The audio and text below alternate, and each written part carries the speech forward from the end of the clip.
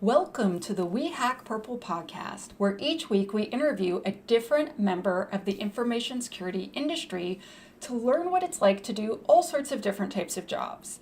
We are taking an inside sneak peek at all sorts of interesting types of jobs, people, backgrounds, and basically experiences. We want to build you up so that you can have an amazing career in information security. As you well know, I am Tanya, Janca, your host, and We Hack Purple is a training academy and community. And if you go to wehackpurple.com, you can visit it. This week, we have our guest, Shira Shamban, who is the CEO of Solvo, a brand new and very exciting startup out of Israel, and our amazing, wonderful repeat sponsor, ThreadFix, powered by Denim Group. And because I cannot help myself, I have made a slide to show you my book.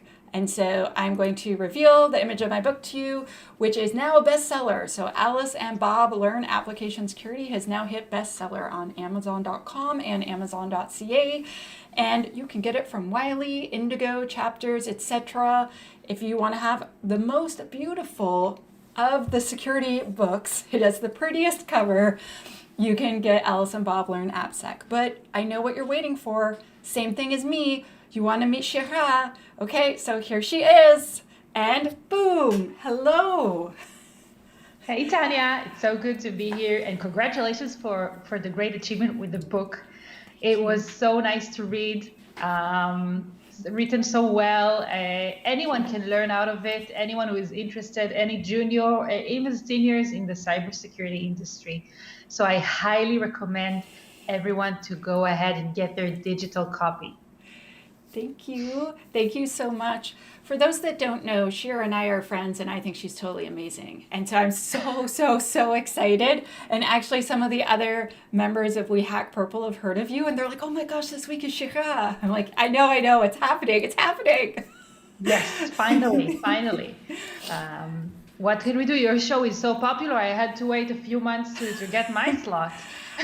I know when I started inviting people, I honestly never realized that most of the people would say yes. I feel so honored. We just booked 6 more guests for May and April of 2021. I'm just absolutely astounded at the amazing humans that have been saying yes. Okay, but without further ado, let's talk about you. And if you could, please introduce yourself and tell us what your job title is, and then describe your job. Sure. So my name is Shira, and I'm the CEO of Solvo. Solvo is a relatively new startup. We officially founded in April of 2020. With this year has been so crazy, so why not do just another crazy thing? Even though I knew I'm going to start the company a long time before. Having my own company was kind of a dream, or kind of felt like the only thing that made sense to me in career wise or job wise. It really made sense, and I was only waiting for the right timing. We can probably talk about it more later. So Solvo is solving a problem in the cloud security world, where software developers, when they get credentials to their AWS account or any other cloud vendor, they have a lot of power, and along the process of creating an application in the cloud, the developer also has to give security permissions to the cloud services they're using and provisioning. But software developers don't always have enough knowledge about that, so they use a lot of wildcards, or a permission that someone else created for them, or something that AWS created for them, but it's never the best thing for your specific application, because every application is unique and different. So when they go for a general kind of permission, something very generic, very often it includes excessive permissions. And these excessive permissions are sometimes exploitable, or they're just redundant. Why keep them if they're unnecessary, right? So what we do is tell developers, listen, we know that you have a hard time with this. Just don't do it. Solvo is getting into your CI/CD pipeline and creating and giving those permissions specifically for your application, uniquely created for you, don't worry about it. We got your back. So this is what we Awesome. do. And it came out of a real need. It wasn't like I had a dream about it and it made sense. We went to talk to different personas in different organizations, from developers to the CISO and everyone in between, to hear about their pains. Now, you asked about my average day. It really changes. But as the CEO, you do a little bit of everything. Especially today when we are a small startup, so we don't have, a VP sales, VP marketing.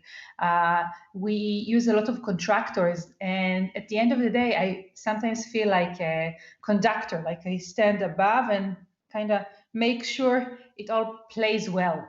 And at the beginning and at the end of the day, it's my responsibility. I'm the boss.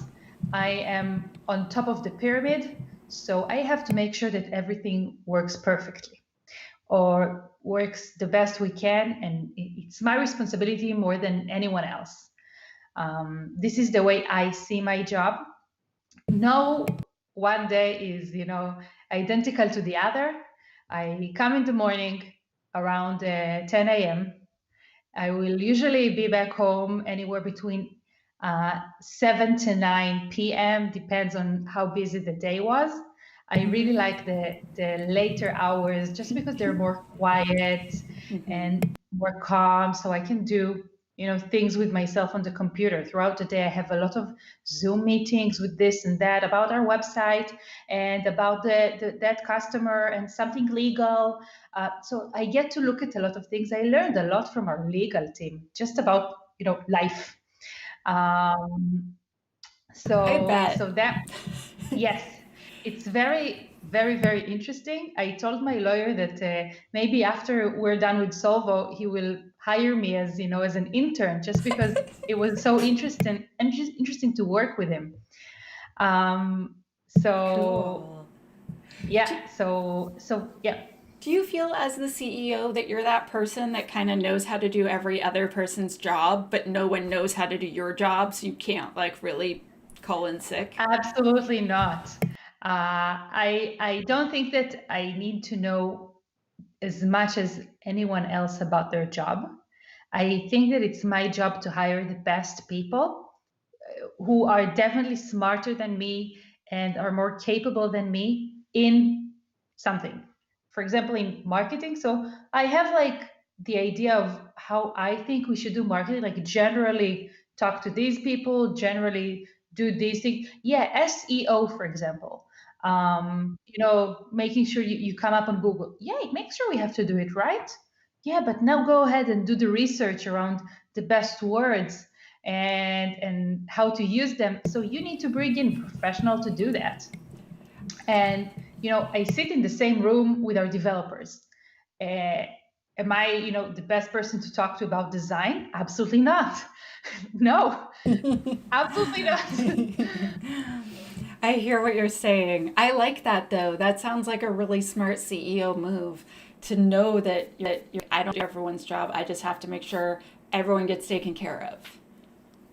Like you're leading, you're kind of like steering the ship. Yep, absolutely. So, someone in the chat, Ahmed says, congratulations on Solvo. Thank you. And if anyone wants to ask questions to Shira in the chat, just put it in there. And if you are listening later to this or watching later, then you are going to have to catch her on Twitter. And I'm going to put her Twitter handle down below, but I'm going to say it so that people can hear it. And so it's Shamban IT. So it's SHAMBAN and then IT like information technology. So Exactly. it's Shira's last name and then IT. Because are there a lot of Shambans out there? And am I saying that No, correctly? it's only us.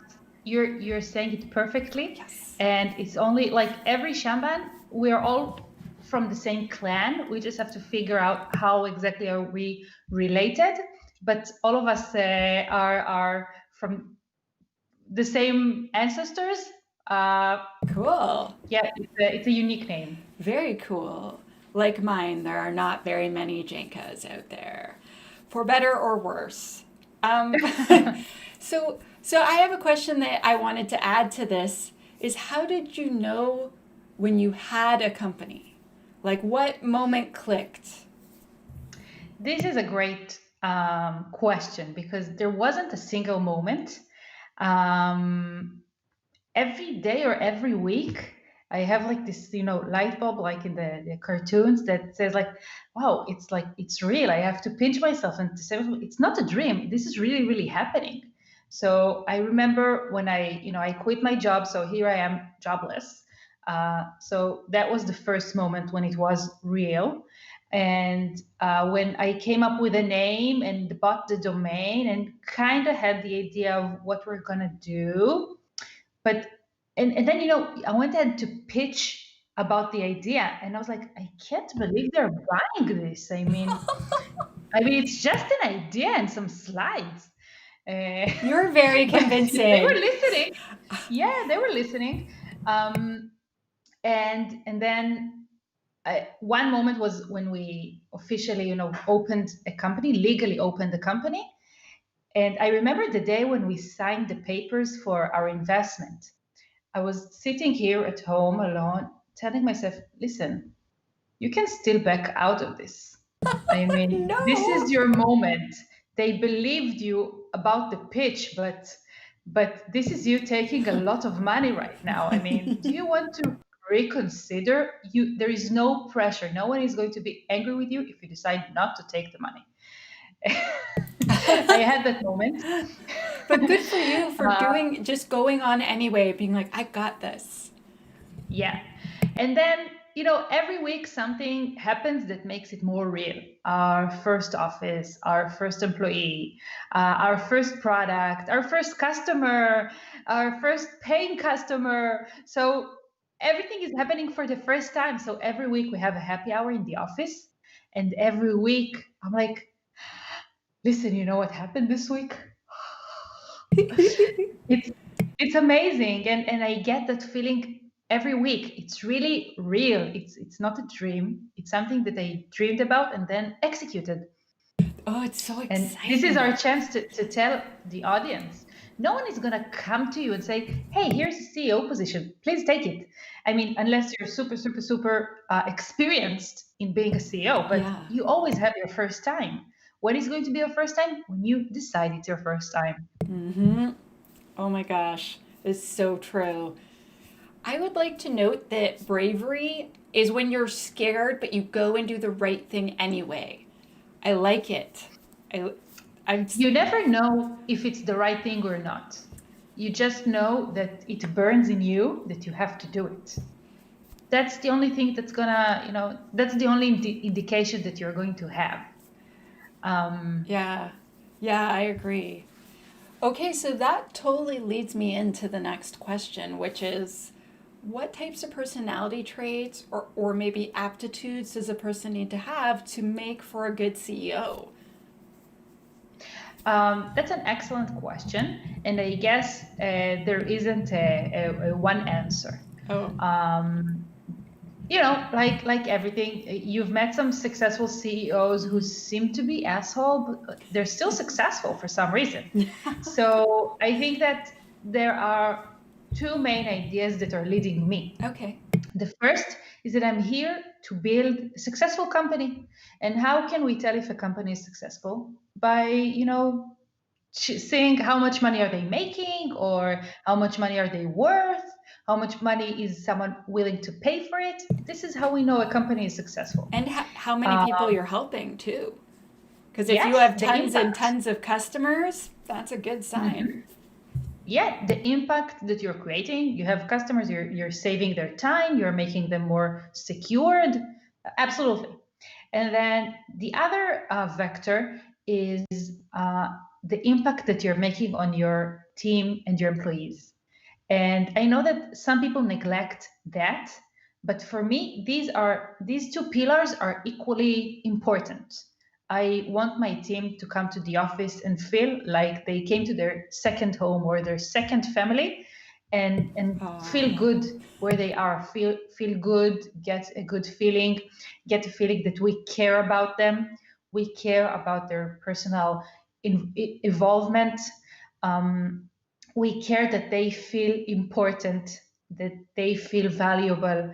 And I think as a CEO, you need to make sure that you're using all the tools to make all of that work and orchestrate well.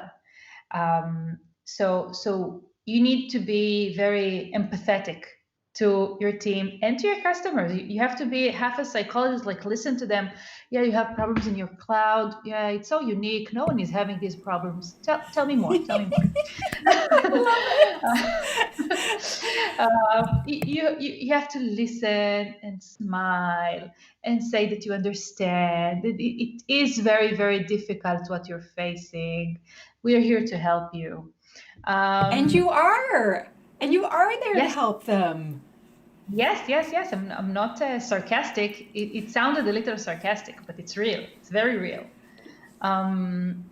So I think that, a lot of people say, yeah, I'm not the best engineer, and this is a security company or this is a technology company, so I'm not I'm not qualified to be the CEO.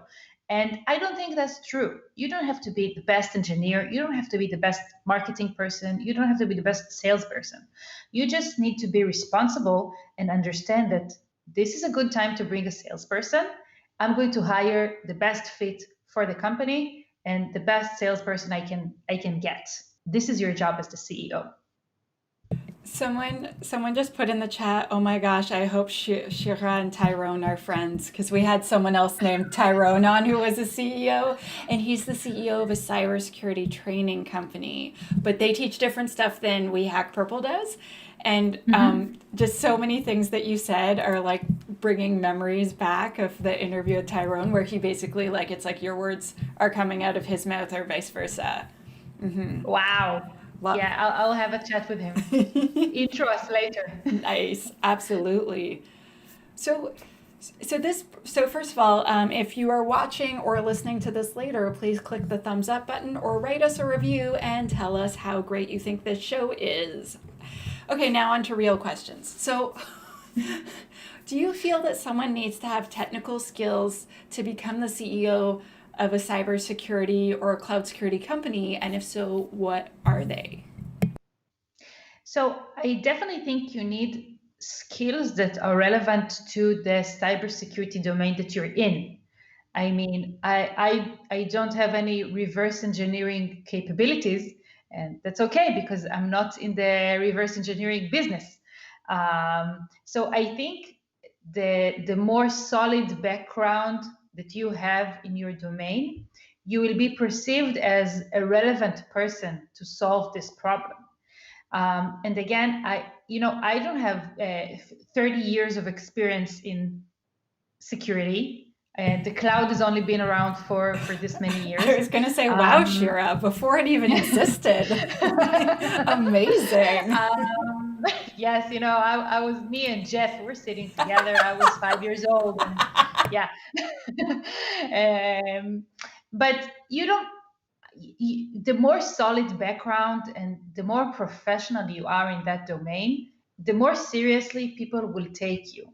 And how do you create that that experience? First of all, you need to learn, and you need to learn all the time. I still explore in my demo AWS account. Well, how does this work? Let's connect this. What's going to happen with this?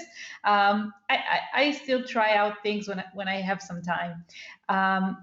And yeah, when I go and talk to a potential customer or a colleague or whatever, I know what I'm talking about. I know that when I talk about AWS and misconfiguration, I know I speak in their language. They know they can talk to me and I will understand, and maybe I will even have a good advice for them. And no matter in which domain you want to start a company, you need to make sure that you can have an intelligent conversation with the person in front of you. And it has to be good enough, and you will never be the best in all domains, but I mean, you have to at least try to understand a little bit so that you can talk about them.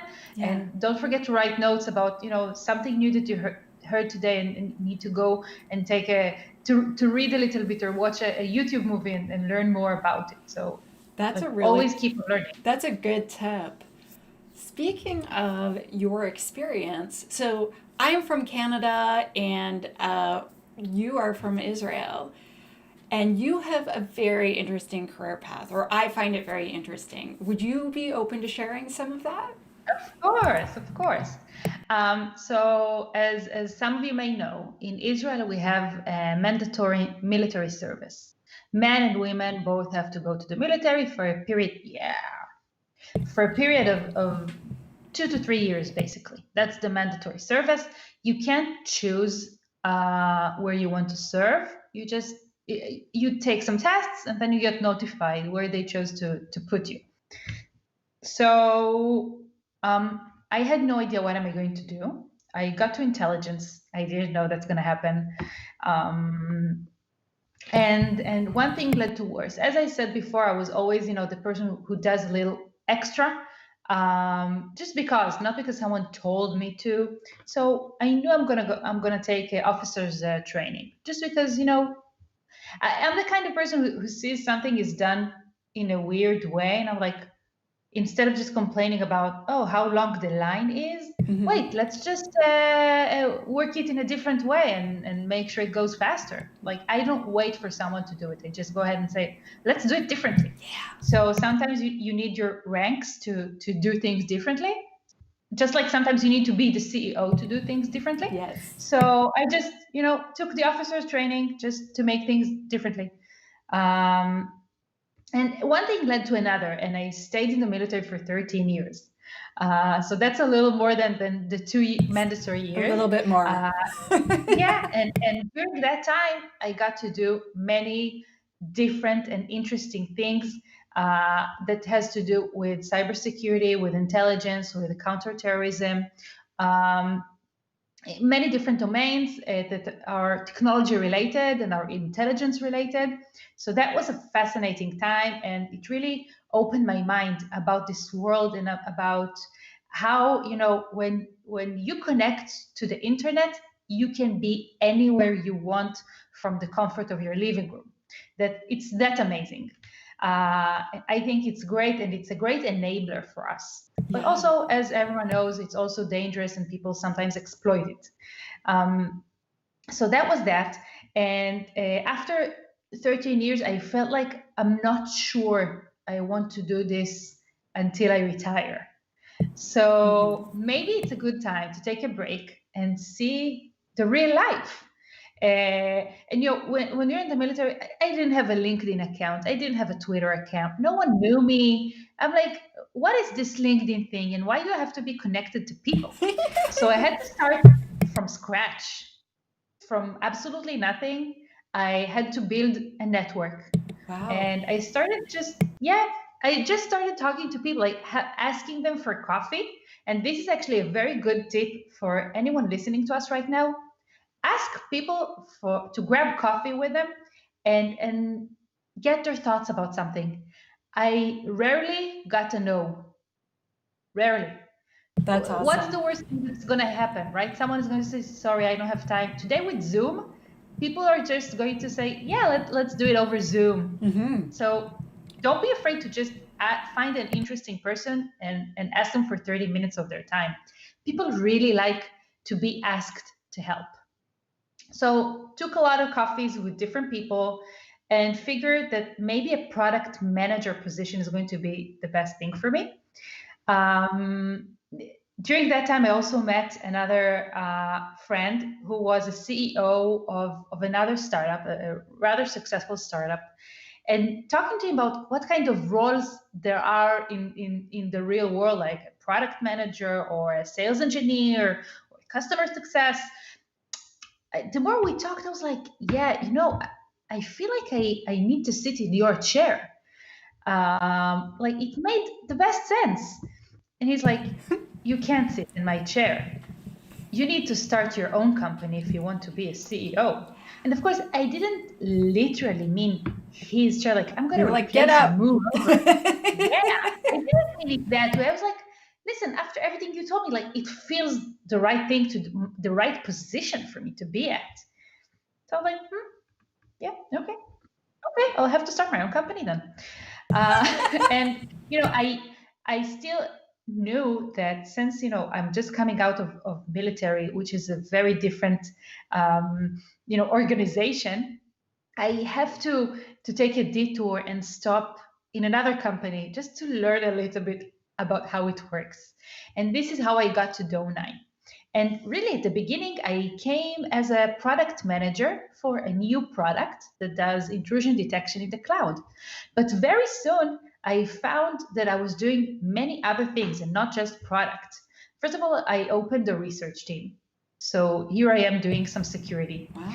And in addition to that, I was working closely with marketing, sales engineers, all the other personas in the organization. And no one told me to work with them or here is an important task for you to do. No, I just felt that I cared so much about the product that I wanted to talk with everyone involved to make sure that they position it the right way, they sell it the right way, they onboard users the right way. So if you care enough, you will just be exposed to more personas in the organization. And this builds you, this prepares you because you learn about, sales processes, which I had no idea about. It's like, it's a transparent process for me as an employee of a company. We just, I sit, write code, and somehow we have new users. I have no idea how it happened. It just happened. Yeah, it's not really working that way. So I worked at Dome9. I was so happy there. I got to learn so many things, meet so many cool people. And then the best and worst thing happened, and Dome9 got acquired. Yeah. It's the best because, every startup wants to be acquired. But also, it wasn't the best thing because I was so happy there. So for my own personal, reason, I was not happy about the acquisition, but all in all, you can't complain about that. Yeah. So I just knew that this is the right timing for me. And by the way, I would also say to our audience that you never know that it's the right timing. So I just, I always try to talk to as many smart people as I can and just get their thoughts. And I asked if they think that it's a good thing, it's the right thing for me right now. And I heard all the answers you can think of. I heard about, yeah, you have the right personality, and now is the best time. Go and do it. And I heard maybe you should go to another startup and get some more experience. I heard that as well. So it's really up to you Yeah. to know, and maybe you will never know, but you have to just jump in and do what you believe in. If you think that it's yours, it's yours. Even when it's hard, even when you have a bad day, even when you get a no. I got like a million no's. It doesn't mean anything. At the end of the day, I got a yes. I got a yes from our investors. I got a yes from our customers. I got a yes from our employees. But I also got a million no's. So don't let it bring you down. You will always have a no. That's so good of you to share because I find like a lot of people, they're like, I'm so successful, everyone says yes to me. And it's like, no, actually, people say no all day long to us. And then it's the ones that say yes that make our companies work or come via our employees, etc. Yeah, you just need one yes out of all the million no's. And don't let a no bring you down or break you, or oh, maybe it's not a good idea, maybe I'm not good enough. No, you and the other investor are not a good match. That's the only thing that it means.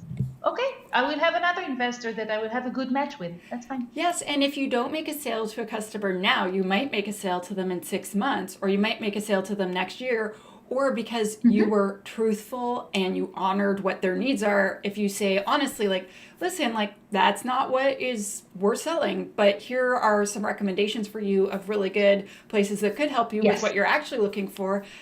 That person might go off into the world and say, yeah, I didn't buy from them, but they do this and I think they're right for you, and then send you a customer later. But you have to keep asking. You can't run away if you hear no. That's the best advice in a long time.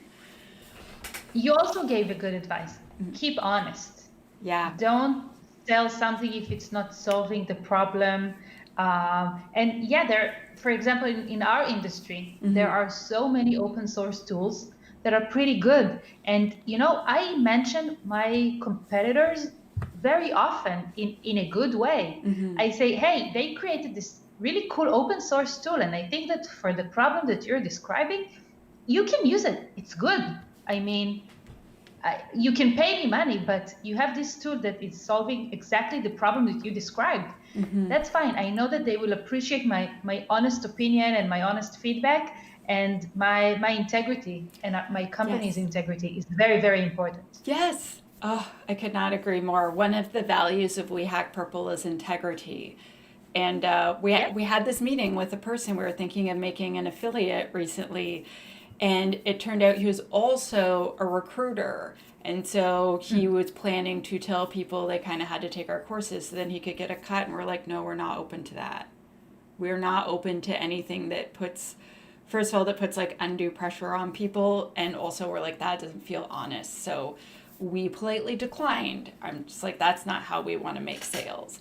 And yeah, integrity, definitely. You might think, oh, I'm losing out on a little sale now, but it's really big sales later that you will miss out on, and big opportunities you'll miss out on if you are not trustworthy. Oh, so good, Shira. Absolutely. So I have more questions for you, but first I want to thank our sponsor, ThreadFix, powered by Denim Group, the most stupendous vulnerability management system this side of the galaxy. Yes. Thank you so much. They have been our sponsor from the very beginning, and I really appreciate it. Okay, so now I want to ask you more things. So this is a question so we've had a couple of startup founders on the show so far. Does your job pay well in your opinion?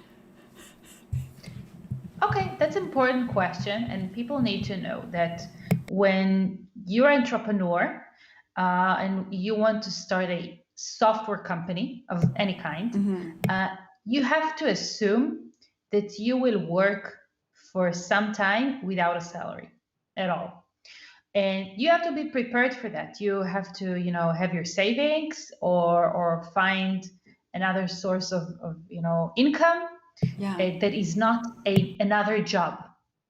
Because as an entrepreneur, I personally, I don't think you can have a day job and start your own company. You can do it for some time on the weekend and at night, but at some point you have to be full in to make it accelerate and work. So you have to assume. I assumed 1 year of no salary. So I had savings for 1 year, and I knew that when I hit a year, I will have to stop what I'm doing and find a job. So you have to be prepared for that. And then you go ahead and raise some capital, hopefully a lot of $1 million. Yeah. And then as a CEO, you can start, not as a CEO, just like any other employee in the company, you can have a salary. And then you ask, okay, but what is going to be the salary? And there are a few approaches. One is, let's take a relatively low salary now and have a much bigger salary later. David, my co-founder, and I decided to be in the middle, like to have a decent salary, but it's not a very big salary, but we can definitely live out of it, and have as an entrepreneur, your investors as well want you not to worry about stuff, but to be focused on the company. Yeah. So it's also their interest that you will not be worried about, oh, am I going to have enough money to buy a new fridge? They want to make sure that, your life is okay, and you can pay for other people to solve some of your problems so that you can focus on the startup. So I think I get paid like fine. It's good for what I do. And It's okay. We have I think that we have a scale that we tend to use. Mhm. And so I guess I said this on the first podcast and so people are asking, how much cheese can you buy? So when I first could afford to buy two types of cheese at the grocery store, I was like, oh my gosh, I've really made it Oh, as a software developer because I now like got it. I'm not like scrimping and saving. And I was like, there's two types of cheese and I really want both. And I was like, oh my God, I can afford that. And that was like this light turned on in my 20s. And so the audience is asking, how much cheese can you buy? And I think the answer is she's allowed as much cheese as she wants. So I can go to the big supermarket, the one that is not a high-end supermarket, and I can get the expensive cheese as well. And every now and then I can go to the really special French cheese store and buy, a couple of pieces. Um, Nice, nice. I like it. I don't know how cheese became our measurement, but it's just. I like it. Thank you. But I also like the way that you worded it, how your investors don't want you worrying if you can like make your rent or your mortgage or not. They don't want you panicking that the lights are going to be turned off, but they're also not investing in your company so that you can like roll around in money and you're like, I'm just getting paper cuts from all these $100 bills. Um, yeah, exactly. Exactly. So I've never had someone explain that to me before, and I love that. Definitely.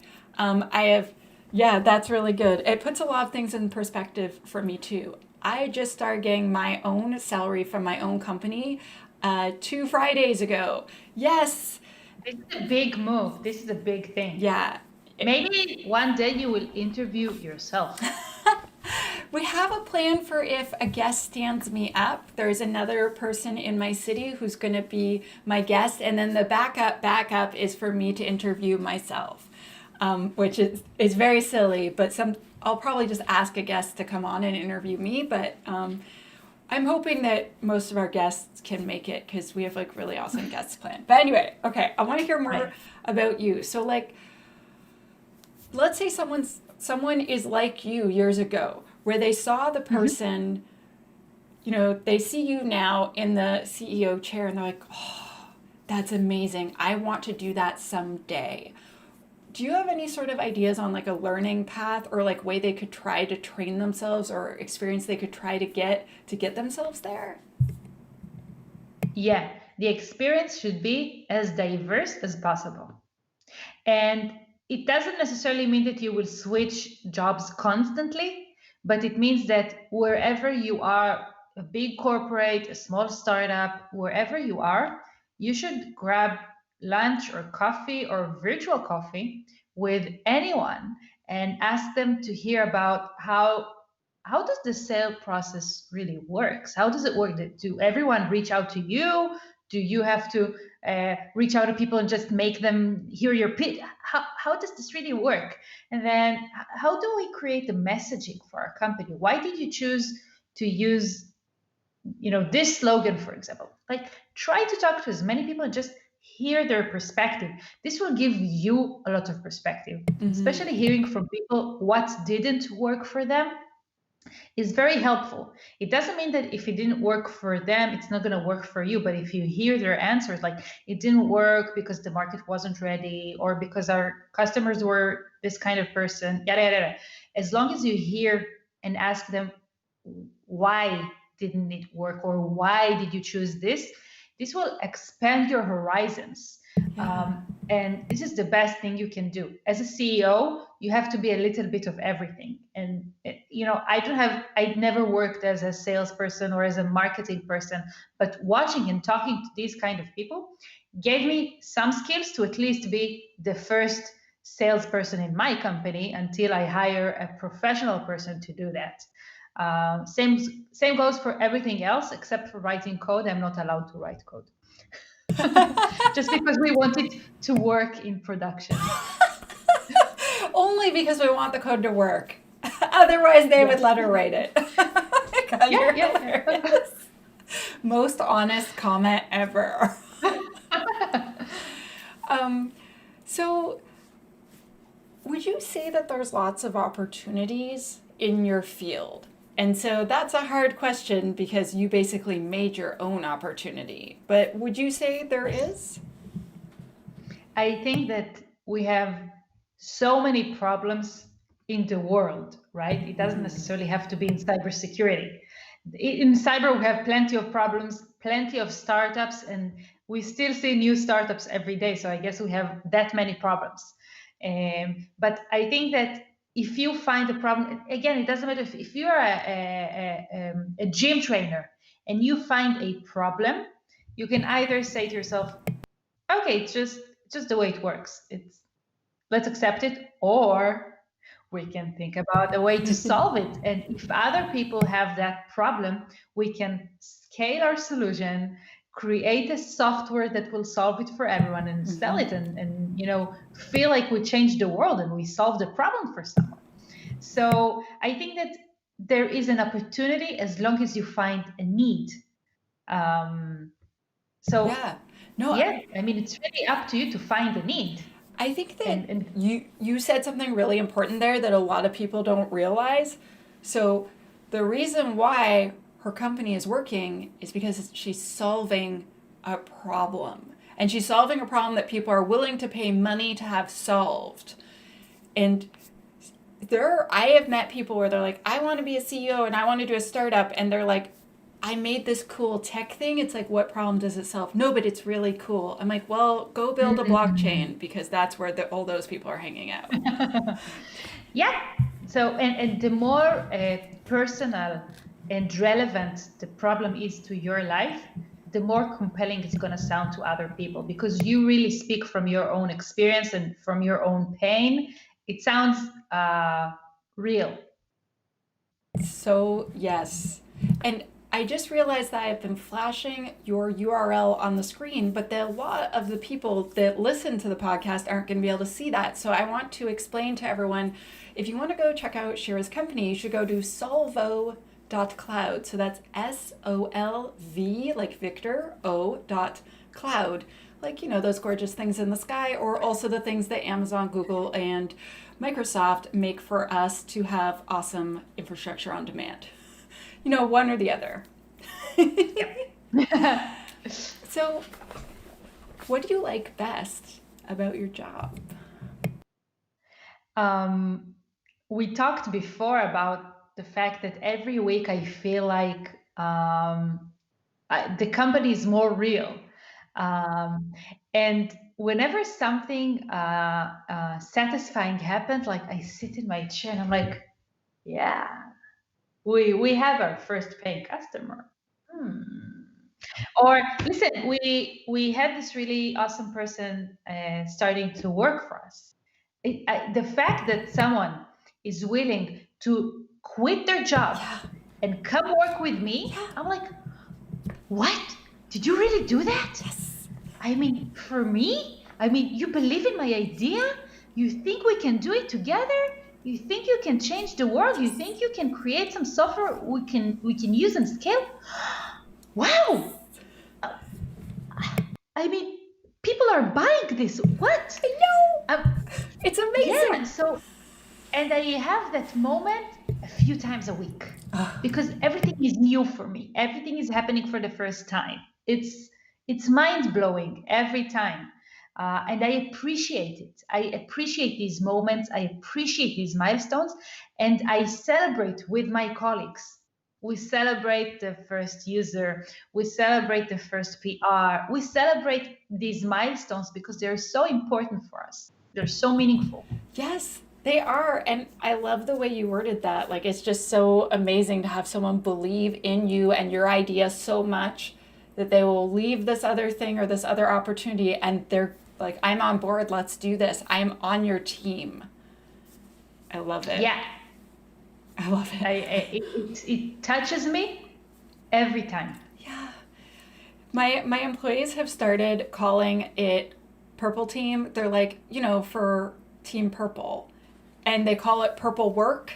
It just really, I'm just like, it's never going to get old. Yeah, and this is them creating a culture of We Hack Purple. This is your DNA. Exactly. These are the small things that make it fun to work with you. Yeah, we need t-shirts like your t-shirt. Your t-shirt's really cute. I like it. The Solvo I'll t-shirt send you with the one. okay, with the cloud and the brackets in between. They're like, we got this. Yes, and our slogan in the back. Let us Nice. take care of cloud security for you, just code. Oh, I love it. So just code, we got this. I like that. Yeah. So I have a difficult question for you now. What do you like the least about your job? Um, Saying no to people or having awkward interactions with them. I can give an example. One of my this is a real story that happened yesterday. Okay. One of my investors introduced me to a to a guy who has an outsourced company, and he claims he can also do sourcing for us, like find employees to come work for us. So we signed a contract with him, and he only sent us like a couple of just a few CVs, and they were not relevant. And he wasn't, really trying to be well at what they do. I have other companies sending me more relevant employees, which obviously I hired.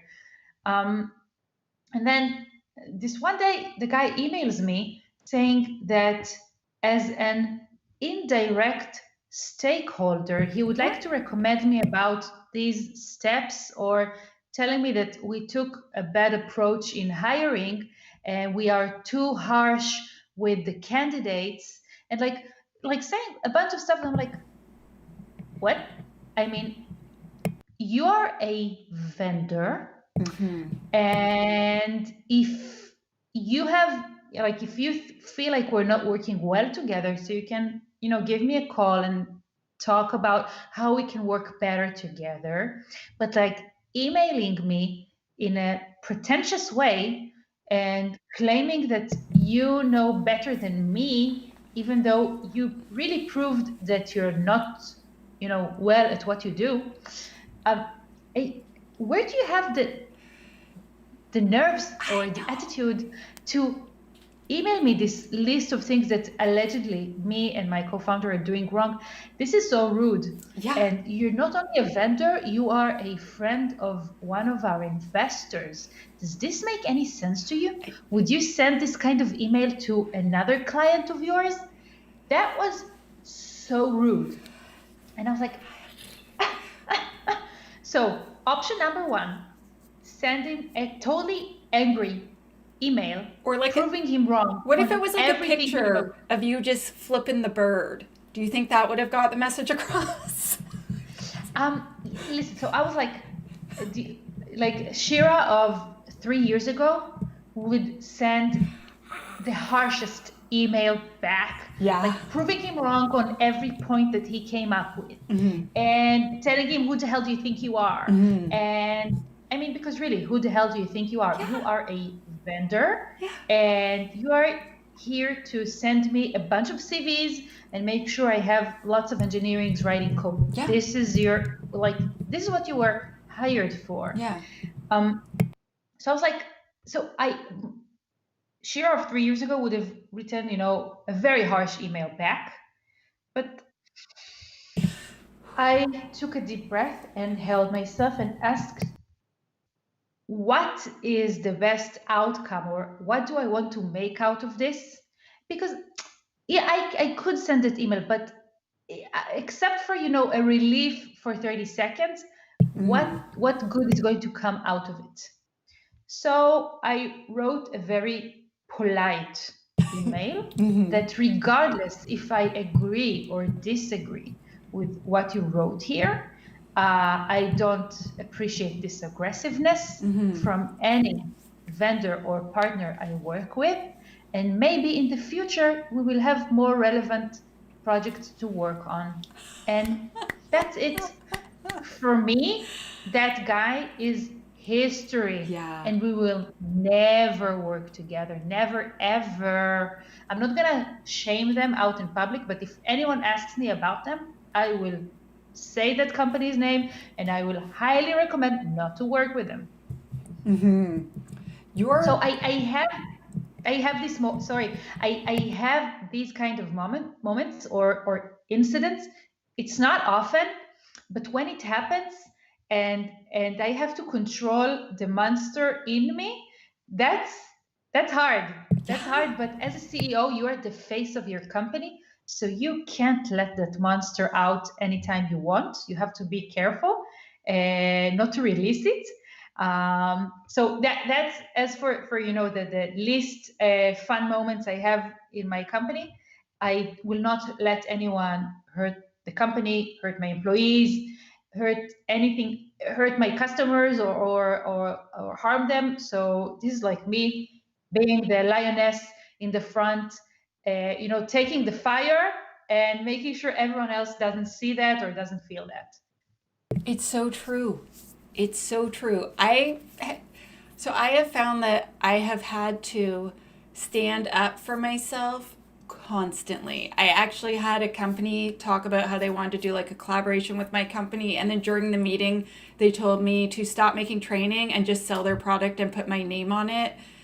And like Mm-hmm. and I was just like, so let me just stop you for a second. Sometimes Canadians were very polite, so I politely said no in the Canadian way a bunch of times, and I'm like, we're not going to change our business model for you. Just to be clear, stop asking. The answer will always be no, and just so you know, it's very disrespectful. So that conversation's over. However, if you want to buy our services, here are services we can offer for you. And he's like, but I'm like, nope, you're done now. And they're just like, well, we could. I'm like, nope. So would you like to buy our No. services? We'll send you a brochure and you can let us know later. And I have to do this at least a few times a week, at least a few times a month for sure, but at least once every week I have to just say, okay, so I know you said you'd like to collaborate with us, but really you want me to blindly endorse your weird product that I've never heard of before? And so, oh, and you want to give me $0 for doing that. Wow. You can see how that's a very attractive offer for me, right? No, it's not. So thanks for wasting 30 minutes of my time. The answer is no. So I've had to learn that phrase. The answer is no. Because being Canadian, we're very gentle and we kind of dance around the word no, but I have had to learn to say it, and it's hard. Have you Yeah. have you found that hard?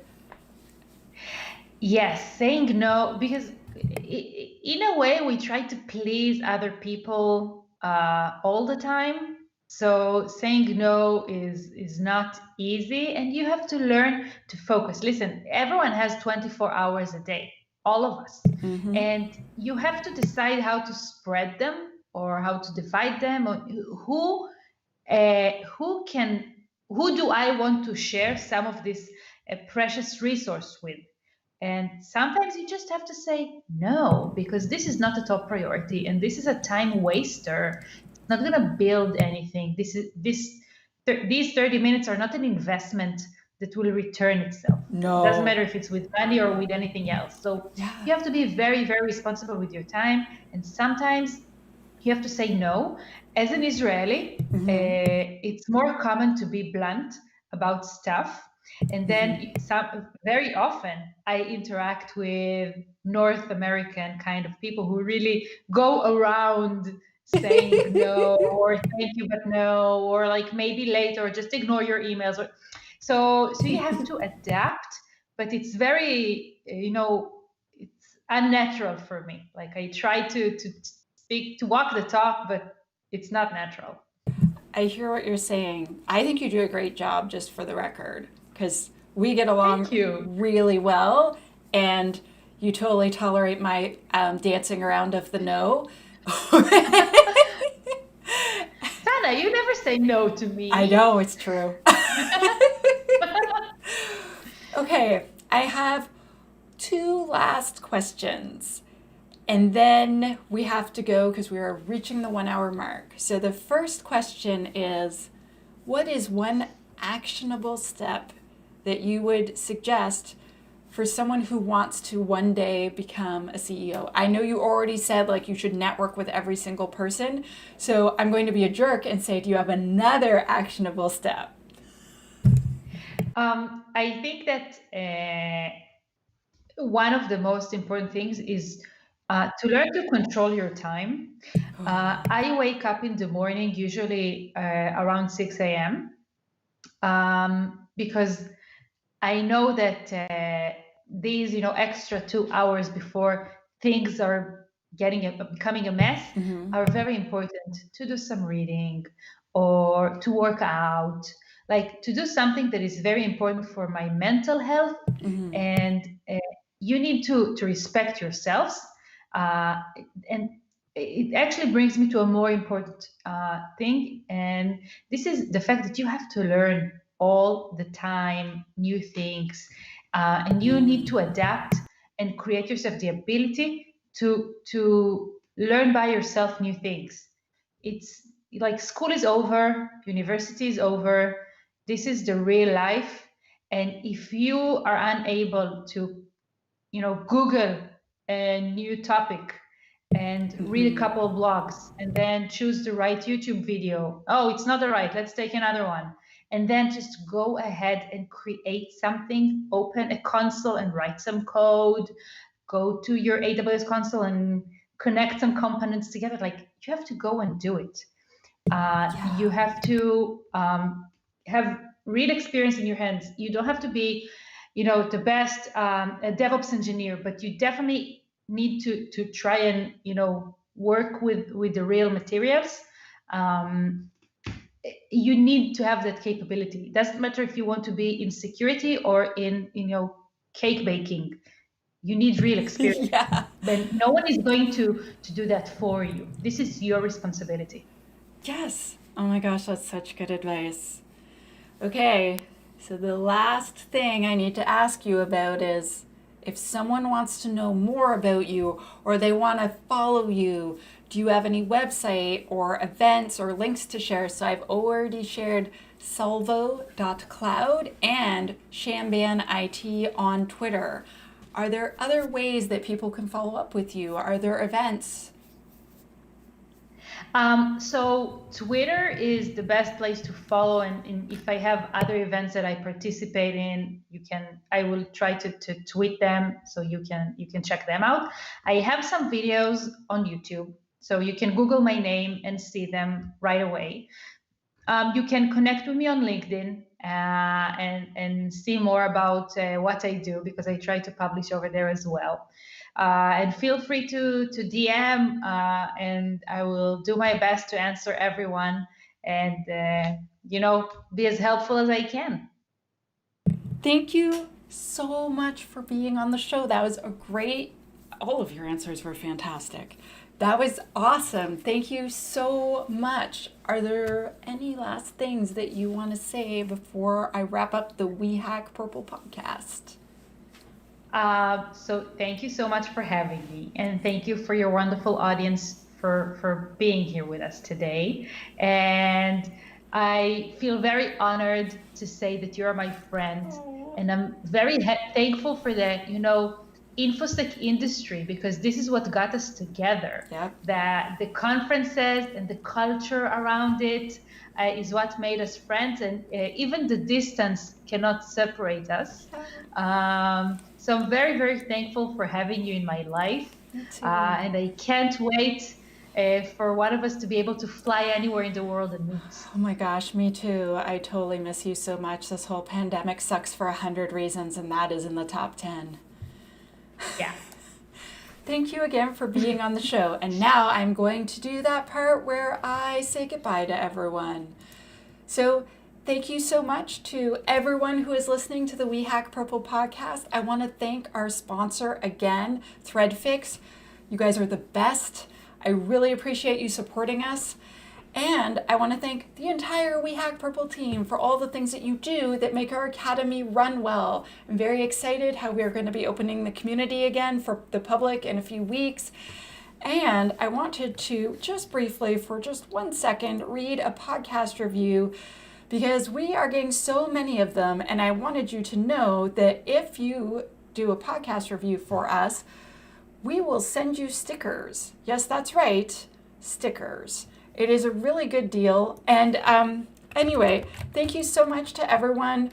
Please rate podcast reviews for us. Please tell your friends about how much fun our podcast is. And basically, thank you so much to Shira for being on. And okay, one more podcast review. And no, never mind. It's somewhere. I know I'm supposed to have them ready, but sometimes that's life. Again, this is the We Hack Purple podcast, and we will see you next week.